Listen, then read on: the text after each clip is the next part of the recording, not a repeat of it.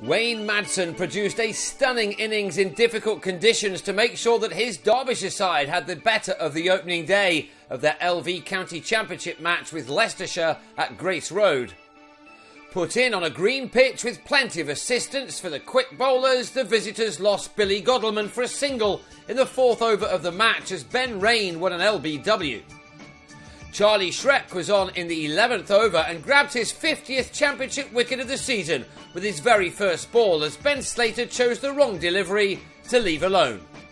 Then the big moment of the day. In the same over, Madsen edged the first-class debutant Rob Sayer, who spilled the chance in the slips to give the Derbyshire skipper a life on 11.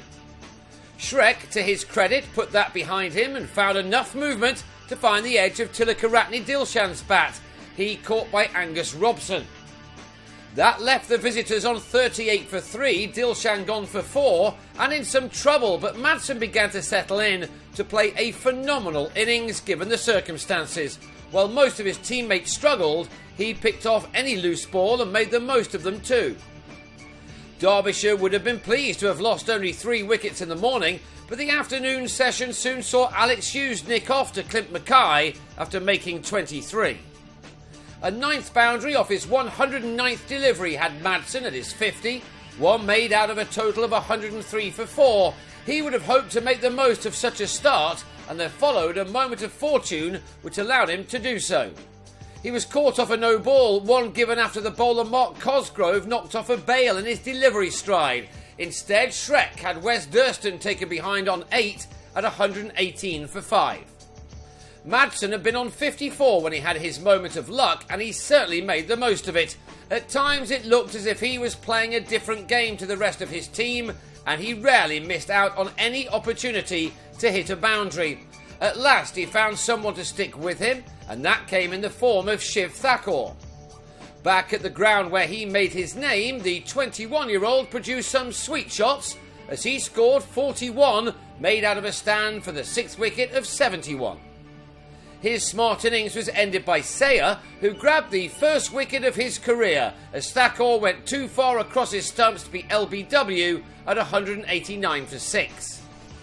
From there, Leicestershire would have fancied their chances of dismissing their opponents before too long, but Madsen held firm into the day's final session, and the 19th first-class 100 of the 31-year-old's career was made with this shot off Rain. Madsen had faced 203 deliveries, a stat in itself which emphasised just how tough things had been for him. He had struck 16 fours, however, in what was a tremendous effort from a man who was leading from the front.